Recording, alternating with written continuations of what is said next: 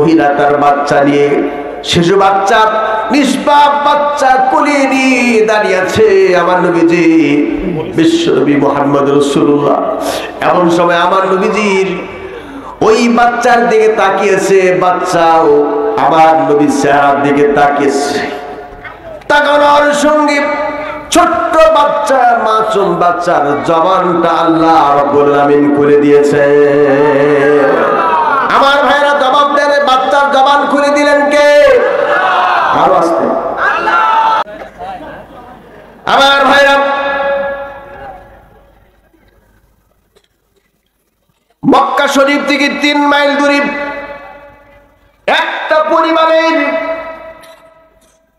সবাই বিশ্বনবীর গায়ে পায়খানা নিক্ষেপ করেছে। এই পরিবারের কেউ পারে নাই।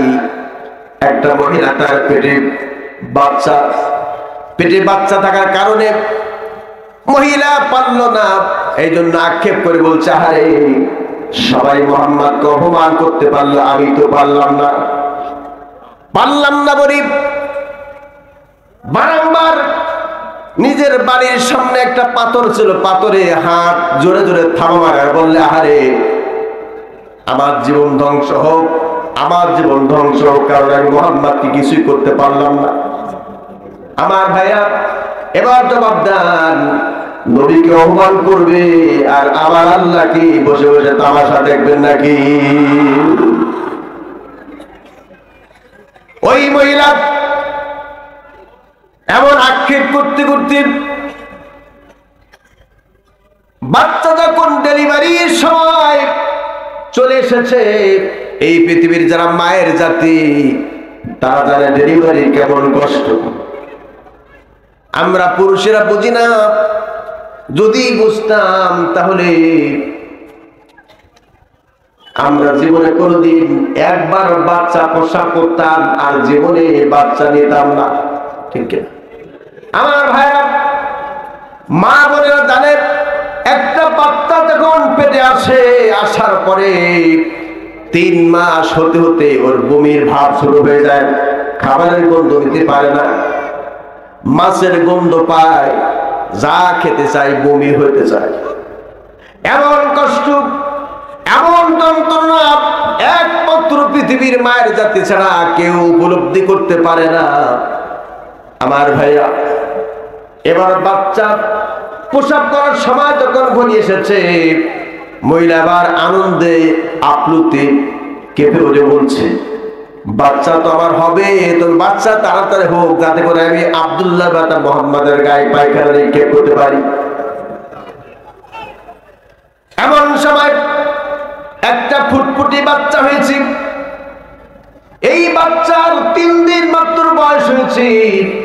এই বাচ্চাকে কোলে নিয়ে আব্দুল্লাহর বেটা মুহাম্মদ সাল্লাল্লাহু আলাইহি সাল্লামকে পায়খানা নিক্ষেপ করে মহিলা তৃপ্তি পাবে, আনন্দ করবে, উৎসাহ করবে, উল্লাস করবে। এজন্য এই মহিলা ওই বাচ্চাকে এক কাঁধে নিয়েছে, আর এক হাতে এক পাতিলায় পায়খানা ধরে আল্লাহর নবীর দিকে 1 পায়ে 2 পায়ে করে অগ্রসর হচ্ছে। আল্লাহ নবী, বিশ্ব নবী কাবার হাতিমে বসে কোরআনে কারীম তিলাওয়াত করছেন, আর সূর্যের কিরণ এসে নবীজির চেহারায় লেগেছে। নবীজির চেহারায় লেগে নবীজি ঘেমে গিয়েছেন। টপ টপ করে নবীজির নাকের ডগা দিয়ে ঘামের ফোঁটা পড়ছে। ওই মহিলা পরবর্তীতে বলেছে, আমি খোদার কসম করে বলছি, ওটা ঘামের ফোঁটা না, ওটা যেন আল্লাহর নূর বিশ্বনবীর কপাল থেকে জমিনে পড়তেছে।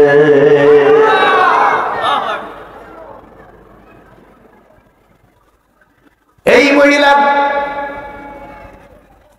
বিশ্বনবী জনাবে মুহাম্মদ রাসূলুল্লাহ সাল্লাল্লাহু আলাইহি সাল্লাম কাবার হাতিমে কোরআনে কারীম তেলাওয়াত করছেন। আমার ভাইরা, 2013 সালে 14 সালে যখন আমি গিয়েছিলাম হজ্জে, আমার জীবনের প্রথমে গিয়েছিলাম 13 সালে। যাওয়ার পরে 3 দিন হয়ে গেল। কাবা শরীফের প্রধান ইমাম আব্দুর রহমান আসওয়াইস, তার কণ্ঠস্বর যেমন শুনেছি, তেলাওয়াত শুনেছি, কিন্তু সরাসরি তার পিছনে নামাজ পড়তে পারে নাই, আক্ষেপ মনে হচ্ছে। চতুর্থ দিনে ঈশার নামাজের সময় মুয়াজ্জিন তখন আযান দিলেন। আযান দেওয়ার পরে এরপর একামতের জন্য বেশি দেরি হয় না, একামত শুরু করে দিলেন। একামত শুরু করে দিলেন। একামত যখন শেষ হয়ে গেল, ইমাম সাহেব যখন তাকবীরে তাহরিমা বলে আল্লাহু আকবার বলে তাকবীরে তাহরিমা বাঁধলেন, কণ্ঠ শুনে বুঝতে পেরেছে আজকের সেই কাবার ফজিলত শাইখ আব্দুর রহমান আস-সুদাইসি আসছে। আব্দুর রহমান আস-সুদাইসি সূরা ফাতিহা যখন তিলাওয়াত করছিলেন, সূরা ফাতিহা যখন শেষ হয়ে গেল, আরেকটা সূরা যখন তিলাওয়াত করছিলেন, আমার মনে হচ্ছিল যেন এই মুহূর্তে আল্লাহ রাব্বুল আমিন আসমান থেকে নগদে কোরআনে কারীম নাযিল করছে। আমার ভাইরা, এই যদি হয় সাধারণ একটা মানুষের তেলাওয়াত, যার প্রতি আল্লাহ রাব্বুল আমিন কোরআন নাযিল করছেন, তিনি কাবার হাতির বসে কোরআন তিলাওয়াত করছেন, না জানি কত মধুর লাগে। আমার নবী তিলাওয়াত করছেন কোরআন, আর মহিলা এক হাতে বাচ্চা, এক হাতে পায়খানার পাতিলা নিয়ে দাঁড়িয়ে আছে। আমার ভাইরা, আমার বন্ধুরা, এই পৃথিবীতে এইরকম নিষ্ঠুর মহিলা, যে মহিলা আমার নবীর চেহারা দেখলে বলে ক্ষুধা দূর হয়ে যায়, তৃষ্ণা দূর হয়ে যায়, তার শরীরের পায়খানা নিক্ষেপ করার জন্য দাঁড়িয়ে আছে, প্রমাণ হয়ে গেল এই মহিলা একজন নিষ্ঠুর মহিলা। কথা বলেন ঠিক কিনা? আজও পৃথিবীতে অনেক মহিলা এমন আছে যার দিলটা এমন কঠিন, পাথর নিজেও মারে, অন্যকে মারার নির্দেশ দেয়। আছে কি নয়? আমার ভাইরা,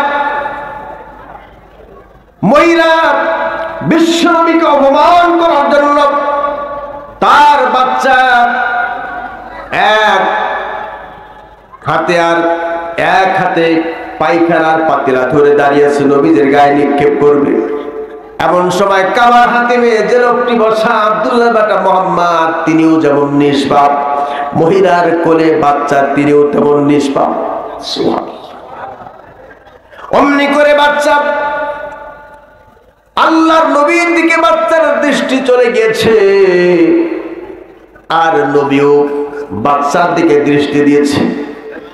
রাস্তা যেমন গাড়ি চললে পরে রাত্রেবেলা একটা গাড়ির আলো আরেকটা গাড়িতে পৌঁছায় কি পৌঁছায় না?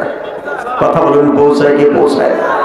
আল্লাহ নবী বিশ্ব নবী জনাবে মুহাম্মদ রাসূলুল্লাহ সাল্লাল্লাহু আলাইহি ওয়াসাল্লাম কাবার হাতিমে বসা আছেন, আর ওই মহিলা তার বাচ্চা নিয়ে, শিশু বাচ্চা, নিষ্পাপ বাচ্চা কোলে নিয়ে দাঁড়িয়ে আছে আমার নবীজি বিশ্ব নবী মুহাম্মদ রাসূলুল্লাহ।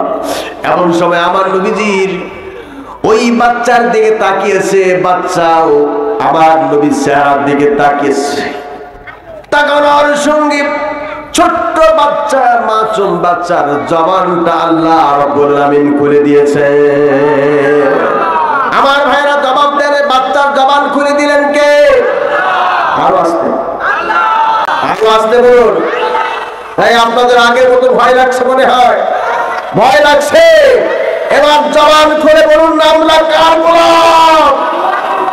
আরো জোরে বলুন, কার গোলাম? আল্লাহর গোলাম যারা, তারা কখনো ভয় পাওয়ার জাতি।